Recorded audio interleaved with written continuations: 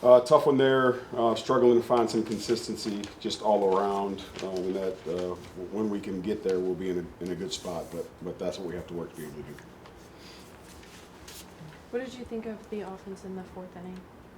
I mean, obviously it was good, but that's kind of what I told them is we gave away too many bats early, and then we gave away too many bats after that.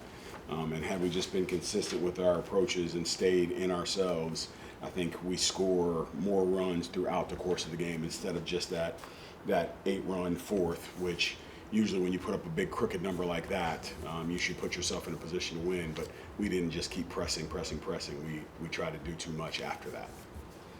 There was a couple at bats, like there was a 10-pitch at bat and 8-pitch at bat. Is that more of what you're looking for from the team? Without a doubt, when we've been successful, that's what we've been able to do is extend the counts, force them to throw pitches in the zone that we can hit, and then if they make a mistake with 2 strikes, we've been able to put the barrel on it and give ourselves the best chance to be successful.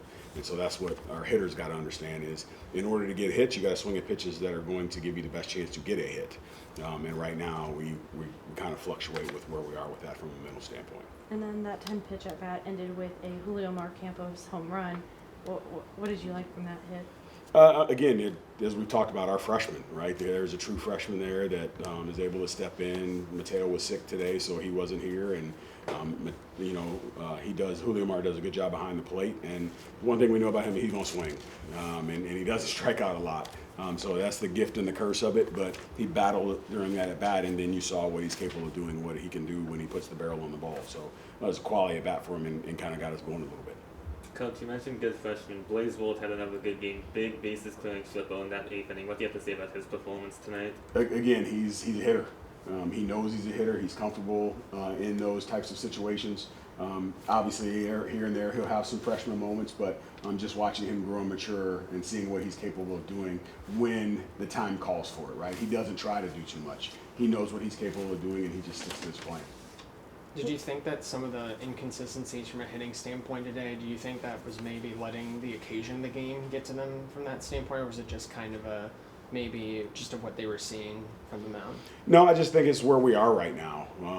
Especially since we've dropped some games here and kind of dropped a number of games in a row, and then when we're chasing early, then our guys start to press a little bit more instead of just going and playing the game out. And so I think, again, we just have to get them to say that the game circumstance should not change where you are from a mental standpoint. Your approach is your approach. Again, maybe it's, hey, if there's a runner at third base in less than 2 outs and the infield's back, well, now all I need to do is put the ball on the ground in the middle of the field and I'm going to score the run. But prior to that or any other situation, your head should be in the same space each time.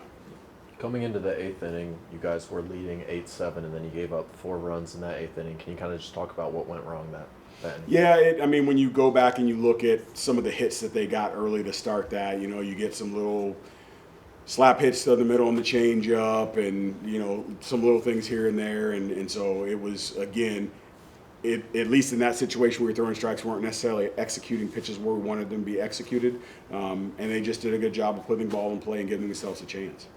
You guys had a record-breaking sellout crowd. How cool was that?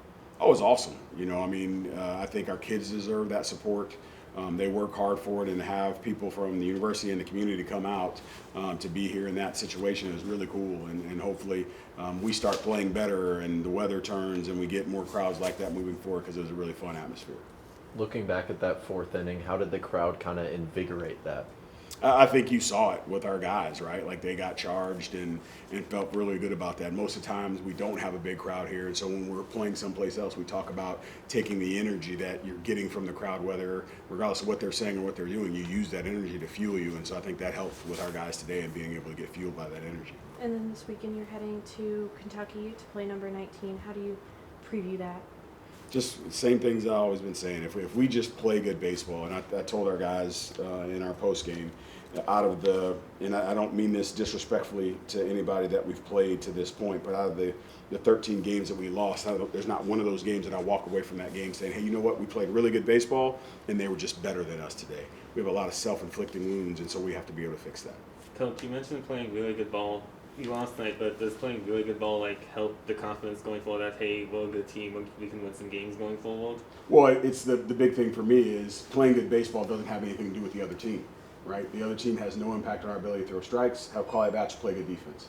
And so if we can realize that and not get caught up into what the result is going to be and get worried about giving up a hit or walking a guy or striking out or not getting the job done, and just stay in yourself and in your moment, you put yourself in a better position to have success. And sometimes I think we get out of that. We start worrying about and chasing results, and when you chase results, you're going after something you're never going to catch. And then we touched on it a little bit, but the freshmen. You've had so many freshmen impact this game. How cool is that from like a development standpoint? It means we got the right guys, right? We got the right guys with the right level of talent and with the right mentality. And so they're coming up for us big in all kinds of moments in all kinds of different situations. And so that's really, really cool to see. And what I'm hoping is our older guys that have been doing this for a while look at that and say, well, how is that guy able to get it done? What is his mindset? And not disregard them because they're a freshman, because they're getting it done. So you might need to sit down with some of those freshmen and say, hey, man, like, what were you thinking in that situation, Blaze? Like, man, it's 2 strikes, that's a cutter in. Like, what did you – so just different things like that. Look at Sam Roseanne. I mean, he 3 times in the number of days that he's come out, and dude's heartbeat never goes over, doesn't rise, and he just gets out there and just works and works and works and gets things done for us. So hopefully those guys, I know those guys are going to keep going, but hopefully some of our older guys will look at them and try and take something from them.